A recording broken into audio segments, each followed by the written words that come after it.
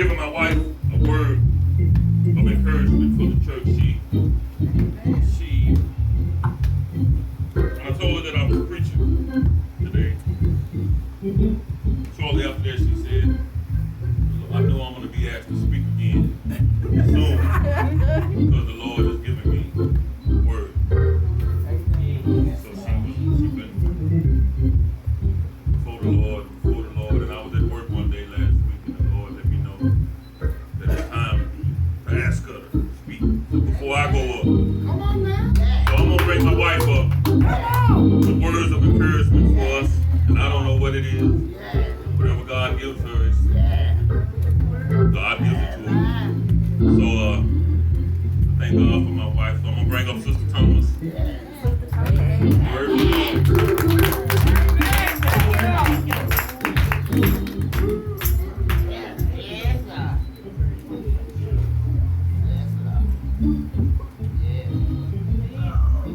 First, giving honor to God. I want to thank God for giving me and my family traveling grace, first of all, go back to my home state,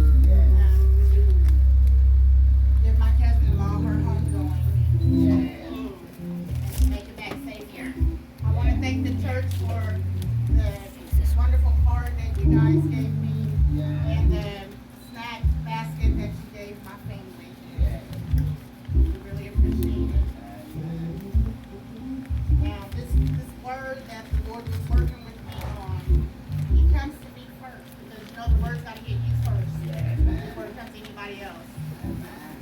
And I know it's going to be a word of encouragement for someone. It may not be for everybody, but it's for somebody. I'm going to read out of Romans 1:28 through 32 out of the King James Version, and then I'm going to read it out of the ERV. What kind of Christian are you? And even as they did not like to retain God in their knowledge, God gave them over to a reprobate mind, to do those things which are not convenient, being filled with all unrighteousness, fornication, wickedness, covetousness, maliciousness, full of envy, murder, debate, deceit, malignity, whisperers, backbiters, haters of God, despiteful, proud, boasters, inventors of evil things, disobedient to parents, without understanding, covenant breakers, without natural affection, implacable, unmerciful, who knowing the judgment of God, that they which commit such things are worthy of death, not only to do the same, but have pleasure in them that do them. For the children that may not know what that was saying. People did not think it was important to have a true knowledge of God. So God left them and allowed them to have their own worthless thinking. And so they do what they should not do. They are filled with every kind of sin, evil, greed, and hatred. They are full of jealousy, murder, fighting, lying, and thinking the worst things about each other. They gossip and say evil things about each other. They hate God. They are rude, proud, and brag about themselves. They invent ways of doing evil. They don't obey their parents. They are foolish. They don't keep their promises, and they show no mercy or kindness to others. They know God's law says that anyone who lives like that should die. But they not only continue to do these things themselves, but they also encourage others who do them. Are you envious? I'll speak to myself first. Are you unrighteous? Are you a backbiter? Are you prideful? Are you a boaster? When we look at ourselves, this is just some of the questions we must ask ourselves. Am I holy? Am I kind? Am I a team player? Working as a unit, as one body? Am I genuine? Am I a righteous woman or man? The woman or man that God has willed me to be? We have to remember at all times that Jesus is our example, that we should act accordingly at all times. Throughout the Bible, people let others dictate their decisions often. Adam and Eve, Samson and Delilah, even Moses and the Israelites. Different situations, different outcomes, but ultimately each person made their own decision. Yes, I know we should focus on our own walk, but we also should ask ourselves, should we be hindering somebody else's walk? Am I the example of holiness that people should mirror? People may not see everything we do, but God sees it all.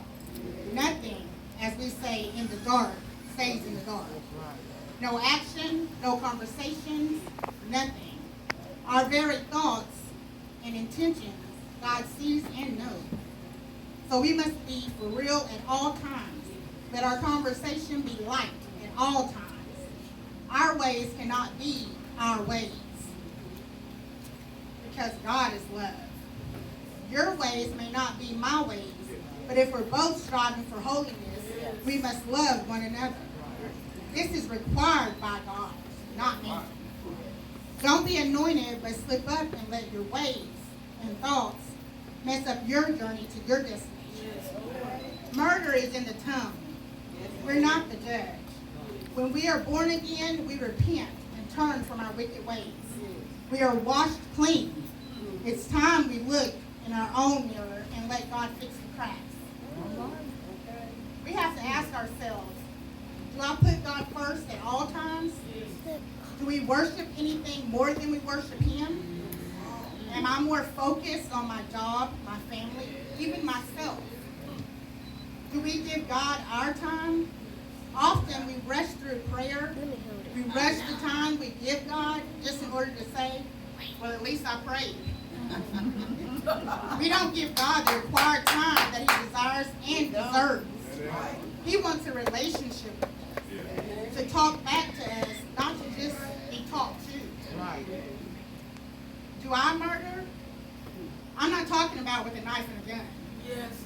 Do you murder with your tongue? The most powerful weapon there is. Yes. James 3:8 says, but the tongue can no man tame. It is an unruly evil, full of deadly poison. Proverbs 11:9 says, and a hypocrite with his mouth destroyeth his neighbor, but through knowledge shall the just be delivered. Proverbs 18:21 says that death and life are in the power of the tongue, and they that love it shall eat the fruit thereof. Sometimes we become a part of the Good Viewers Club. Man, did you hear that? Girl, did you see that?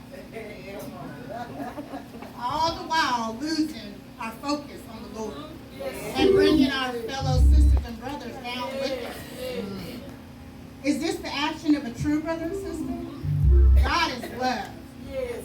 And 99% and a half won't do. And don't worry if your praise is not like my praise.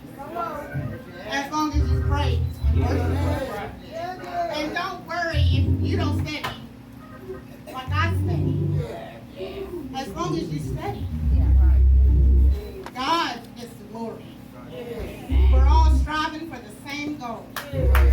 Keep your strive and continue to walk in the path of righteousness so you can get your crown and help others along the way. Now,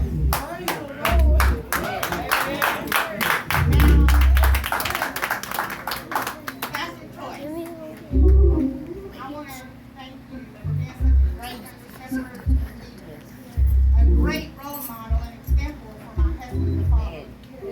Thank you for teaching him the art of being patient. Being someone that he is proudly looked up to. For you and First Lady, and all of holiness, sharing what God has graced holiness to possess. Thank you